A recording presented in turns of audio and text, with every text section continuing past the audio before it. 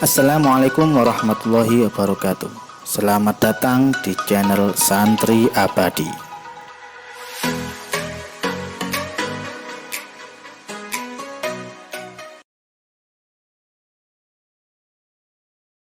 Assalamualaikum warahmatullahi wabarakatuh. Alhamdulillahirabbil alamin wassalatu wassalamu ala asyrafil anbiya'i wal mursalin sayyidina Muhammadin wa ala alihi washabihi ajma'in. Amma ba'du. Alhamdulillah kita bisa berjumpa lagi dalam keadaan sehat walafiat. Semoga Allah Subhanahu wa taala memberikan kita semua ilmu yang manfaat dan barokah.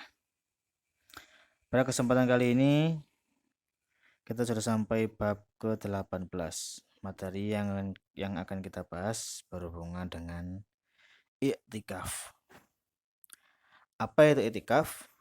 I'tikaf adalah berdiam diri di masjid dengan niat khusus. Jadi i'tikaf itu berdiam diri di masjid. Jadi i'tikaf hanya bisa dilakukan di masjid. Tapi dengan niat yang khusus. Kalau cuma berdiam diri saja, tinggal di masjid aja, tapi dia tidak niat, maka bukan dinamakan i'tikaf. Hukum i'tikaf ini sunnah. Jadi kalau dilakukan yang mendapatkan pahala, kalau tidak dilakukan ya tidak mendapatkan apa-apa. I'tikaf hanya bisa dilakukan di masjid. Jadi kalau di luar masjid tidak bisa.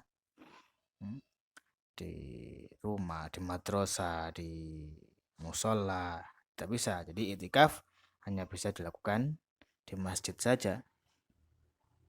Bagaimana niat i'tikaf? Niat i'tikaf yaitu nawaitul i'tikaf lillahi ta'ala. Saya niat i'tikaf karena Allah Subhanahu wa taala. Niat ini tidak harus dengan bahasa Arab, dengan semua bahasa bisa. Yang penting ketika kita tinggal di masjid, berdiam di masjid, kita niat i'tikaf lillahi ta'ala. Saya niat i'tikaf lillahi ta'ala, itu sudah dinamakan niat i'tikaf. Jadi kalau ada orang sama-sama tinggal di masjid, sama-sama duduk di masjid, yang satunya tidak niat i'tikaf, yang satunya niat i'tikaf, maka sama-sama duduk, akan tapi ya karena yang satu niat i'tikaf, dia akan mendapatkan pahala dari Allah Subhanahu wa taala. Jadi dianjurkan, diusahakan kalau kita masuk masjid jangan lupa kita untuk niat i'tikaf. Nawaitul i'tikaf lillahi ta'ala, atau pakai bahasa Indonesia saya niat i'tikaf karena Allah taala dan sebagainya. I'tikaf jika dinadarkan maka menjadi wajib sehingga memperoleh pahala wajib. I'tikaf itu hukumnya sunnah, tapi ketika dinadarkan, nadar itu mewajibkan suatu yang sunnah pada dirinya. Sebenarnya itu sunnah, tapi ketika diwajibkan, dinadarkan, maka sesuatu yang sunnah itu menjadi wajib pada dirinya. Nah, nazar ini juga seperti itu. Ketika nazar ini, ketika i'tikaf ya, i'tikaf itu hukumnya sunnah, tapi ketika dinazarkan, maka dia akan menjadi wajib. Kalau wajib, maka pastinya akan memperoleh pahala wajib. Dan pahala wajib itu pastinya lebih banyak daripada pahala sunnah. Maka ini disebutkan dan sebaiknya kita menazarkannya dengan niat nazar seperti berikut. Dan sebaiknya ketika kita masuk masjid, kita menazarkan i'tikaf kita dengan niat seperti ini. Kenapa? Karena kalau kita nazarkan i'tikaf kita, maka yang kita peroleh itu bukan pahala sunnah, tapi pahala wajib. Dan pahala wajib itu lebih banyak daripada pahala sunnah. Niatnya seperti berikut. Nazartu an a'takifa fi hadzal masjidi muddata iqamati hadhihi fihi nawaitul i'tikaf al manzuro. Yang pertama dia menazarkan terlebih dahulu. Saya bernazar untuk i'tikaf di masjid ini. Jadi i'tikafnya itu ketika sudah masuk masjid. Nah, nazarnya itu saya nazar untuk i'tikaf di masjid ini selama saya berada di dalamnya. Nah, jadi kata-kata selama dia berada di dalamnya, dia itu bisa keluar kapan saja. Tidak dibatasi waktu 1 jam, 2 jam, 3 jam, tidak. Selama saya tinggal di sini. Jadi nggak ada batas waktu. Dalam artian dia bisa keluar kapan saja. Nah, ketika dia sudah nazarkan seperti itu, baru dia niat. saya niat iktikaf yang saya nadarkan. Nah, kalau kita masuk masjid dengan niat seperti ini, nawaitul i'tikaf al manzur atau nadartu an ataqifa fi hadzal masjid mutataqamati hadhi fihi nawaitul i'tikaf al manzur, maka pahala yang kita dapatkan adalah pahala wajib. Karena status dari iktikaf kita dengan niat nadar seperti tadi itu statusnya menjadi status wajib, bukan sunnah lagi. Nah, kemudian catatan, masjid dan musola itu berbeda. Jadi masjid dan musola itu berbeda. Yang membedakan keduanya adalah awal pewakafannya, bukan bentuk besar kecilnya, tidak. Walaupun secara umum di desa-desa itu kan penamaan masjid itu biasanya kalau masjid itu bentuknya besar, masjid itu tempat untuk sholat Jumat, kalau musola itu biasanya bentuknya kecil, tidak dipakai untuk sholat Jumat kan gitu.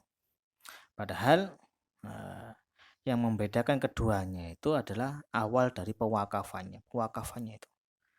Jadi seandainya saya punya sepetak tanah kecil, saya wakafkan tanah ini untuk menjadi masjid,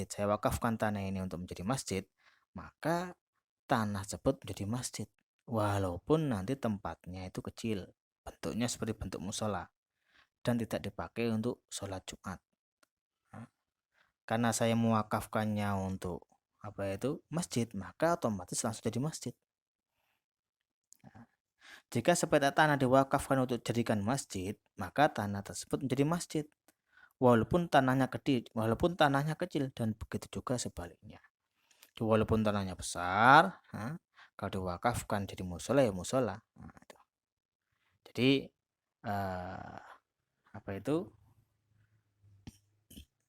lebih baiklah kalau kita mempunyai tanah, kalau kita wakafkan untuk orang-orang sholat, kita wakafkan untuk menjadi masjid.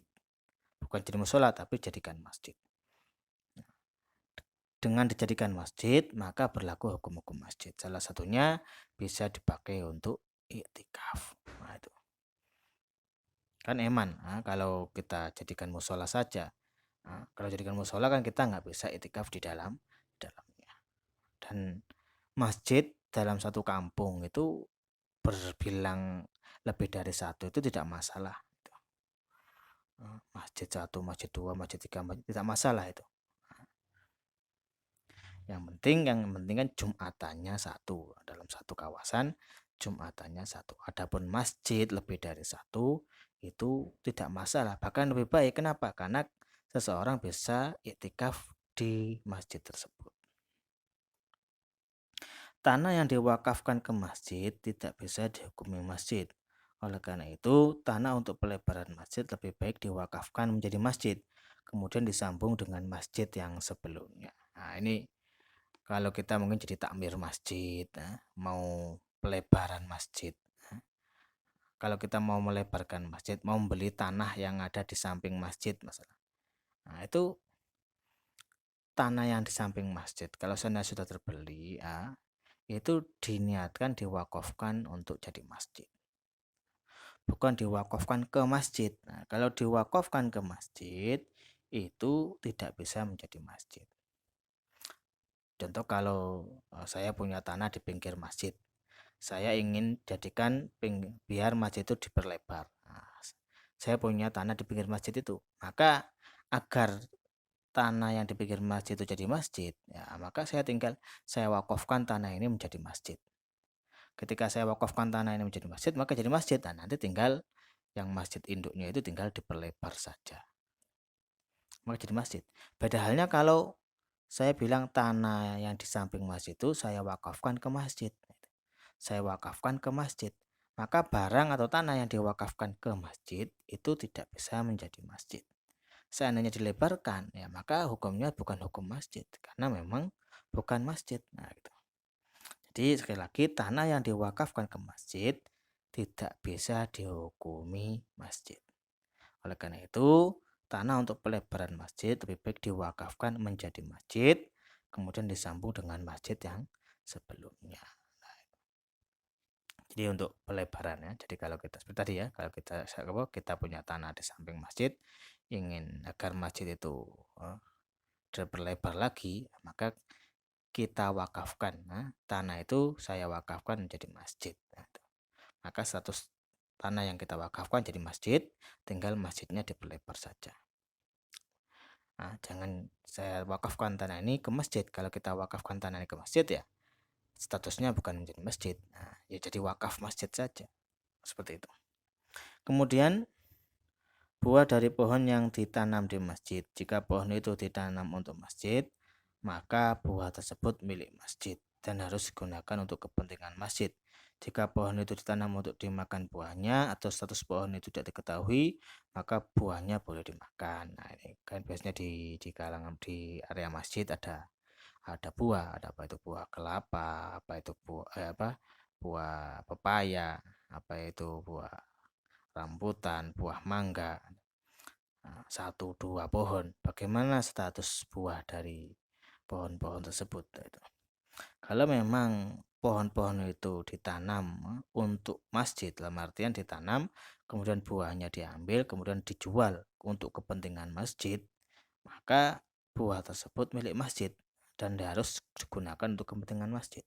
Jadi awal dari penanaman pohon itu memang untuk kepentingan masjid. Nah, nanti ditanam, nanti buahnya dijual buat kepentingan masjid. Maka kalau ada status seperti itu, ada kejelasan seperti itu, maka buahnya itu ya untuk kepentingan masjid, tak boleh dimakan secara umum.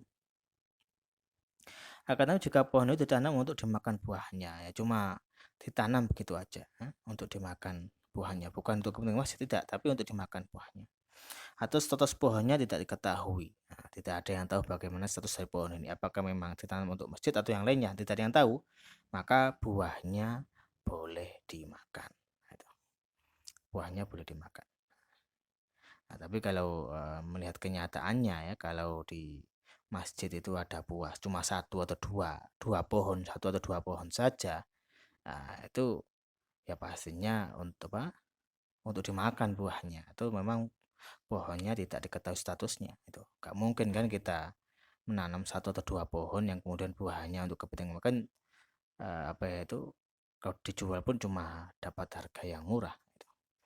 Maka kebanyakan ya kalau pohon yang cuma 1, 2, 3 yang berada di area masjid itu ya penanamannya itu kebanyakan ya tujuannya untuk buahnya untuk umum untuk dimakan itu. Kebanyakan seperti itu. Kecuali kalau memang ada status ya, status memang pohon itu ditanam untuk kepentingan masjid buahnya gitu. Nah, kalau ada kejelasan seperti itu ya nggak boleh dimakan gitu. Kalau nggak ada kejelasan atau memang buah itu ditanam untuk dimakan umum atau pohonnya itu nggak ada kejelasannya, maka boleh dimakan. Intinya seperti itu. Kemudian tidak masalah masjid lebih dari satu dalam satu kampung, itu tidak masalah. Dan memang ada kesalahpahaman di dalam masyarakat itu masjid itu harus satu. Nah, gitu. Oleh karena itu di dalam satu kampung itu masjid cuma satu, tapi musola begitu banyak. Karena mereka beranggapan bahwa masjid itu harus satu. Padahal masjid itu boleh banyak, gitu. Bahkan lebih baik lagi. Jadi dan masjid itu tidak terpengaruh dengan bentuknya yang besar atau masjid itu harus dibuat Jumatan, tidak. Jadi masjid itu